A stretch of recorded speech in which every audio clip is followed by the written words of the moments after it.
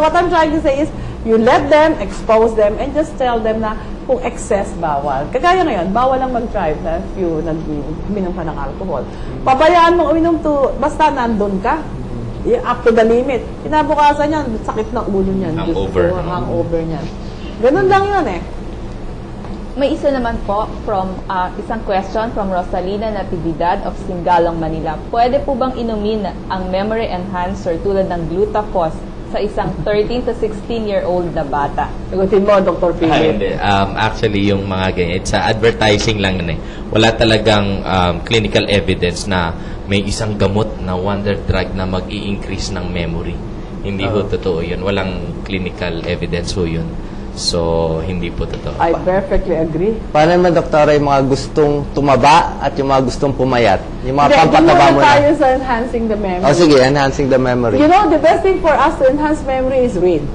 Magbasa ka, magbasa ka, magbasa ka. You ask questions, you ask questions, you ask questions. At isa pang memory enhancer is, huwag kang magpupuyat, matulog ka. Kasi ang mga bata ngayon, hindi natutulog agad eh. Meron akong, di ba, sabi ko nga sa'yo, SSS ang aking para advocacy. So, nagtotalk ako in the different campus, usually mga 150 students, ganyan, question sa'yo. Doktora, kasi I cannot avoid to drink lapad. Fourth year high school, lapad ang iniinom.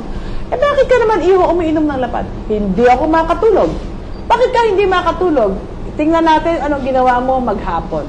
Anong ininom mo na umaga? Kape. Nung tanghali, nagkape. Pagdating ng hapon, nagkakape pa din and iced tea. Okay? Nakailang kape siya from 3 o'clock down. Di syempre, paano kang makakatulog? Eh, napakaraming caffeine mo na sa katawan. So, moral of the story, tingnan mo kung bakit umiinom ang bata. Tingnan mo kung may problema ba. At ang sinasabi ko dyan, the problema cannot be solved by alcohol. So, mabalik tayo dun sa memory enhancer. Kung natulog ka, nagbasa ka the night before, ang daling mamalagay sa memory mo yan. Kagaya ko, hindi naman ako matalino. Diyos ko dahil, basa ka lang ng basa, diba? Matyaga ka lang magbasa. May tatanong ako, doktora, kasi alam ko marami lumalabas na gamot for depression sa mga kids, sa mga teenagers. Tama ba to? Pwede ba ibigay? Against depression?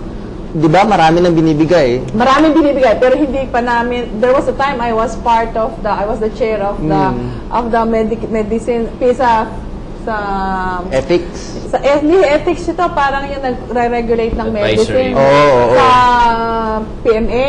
Hindi namin pinapalabas na walang yellow pad, etc. Kasi alam mo, bakit nadidepress ang mga bata? Marami kasi tayong mga dysfunctional families today. Dysfunctional like wala ang tatay at nanay abroad.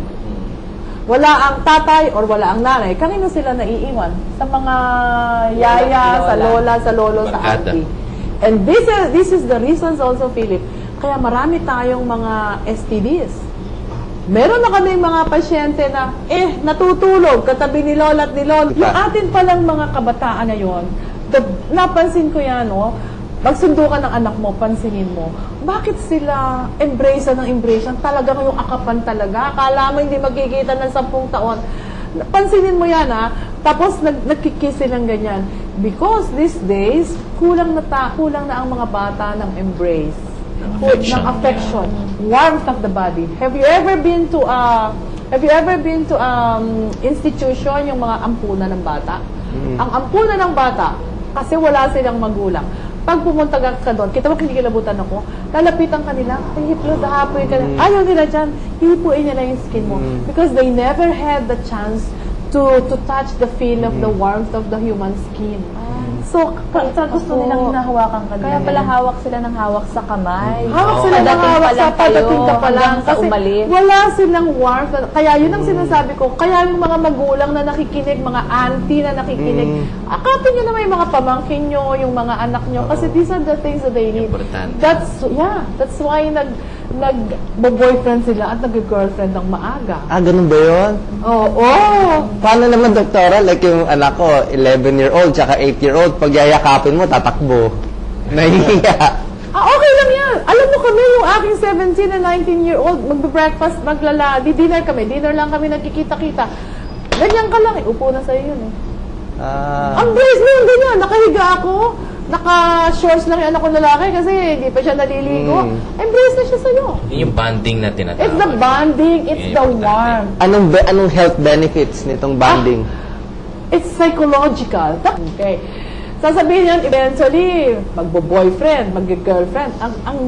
Ang drama ko lang dyan sa mga anak ko, Iho, pagka nag-girlfriend ka, ibig sabihin nun, bukod kay mama at kay papa na mag-a-ask kang permission to play basketball, andyan pa yung girlfriend mo. Madami kang pagpapaalaman. Yung tumang Tinatakot mo ba? Tinatakot. That's That's the reality. reality. Oo. Di ba nung mag-girlfriend kayo, paggising mo sa umaga, honey, saan ka pupunta? Saan ka tato? Ganito. Sasabihin mo lahat yung schedule mo. Okay. Ngayon, sa amin palang sinasabi, gusto mo may another person? O, diyan ka ngayon, walang boy, walang girlfriend. Papaisip ko. Magandang technique yun So, sa ating pong texter, meron daw siyang daughter na 9-year-old. What vitamin will you recommend? Or is it Yan ang gusto good nila. growth ball for growth joy ng Mandaluyong?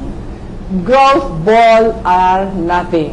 Wala hong vitamins na nakapagpapataas ng bata.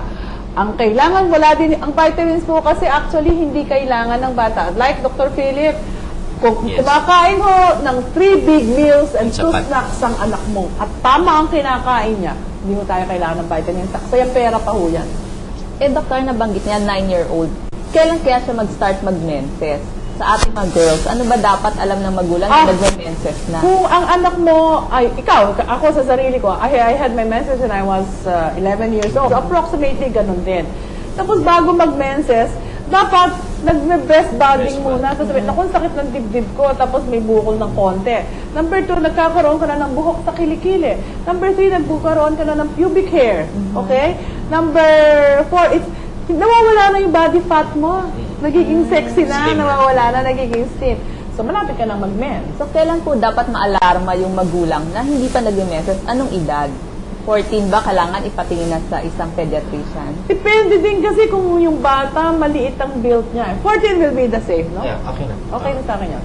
Pero sometimes, bihira na ngayon ng 14 na wala pang mens. Ang nakakatakot na aga nagme-mens ng mga bata ngayon. Totoo yan. Experience ko, maaga nagme-mens. Opo. Especially kung, lalo na kung active or athlete yung Mas adolescent, maaga. nasisira yung menstrual cycle. Bali, hindi pala maganda Hindi yung sumali bata. sa mga Yung athlete. sobra.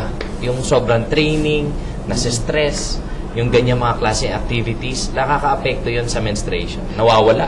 Doktora, paano naman yung mga anak na bumabagsak lagi? Yung grade, mga 75, 74.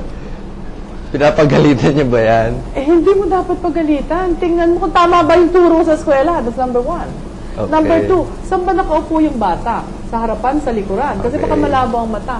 Number 3, nakakarinig ba siya? You know, in public schools, yung ginagawa naming pagtulong sa public schools, Screening. almost, ang hearing screening, almost about 70 to 80% bingi. Alam mo kung bakit? Bakit? Impacted sa rumen lang. Marami lang tutuloy sa tenga ang mga anak nyo. Or laging may luga? No. That's an assumption. Akala mo luga, but it's not luga. Tutulip. It's impacted sa rumen. Opo. Paano gagawin?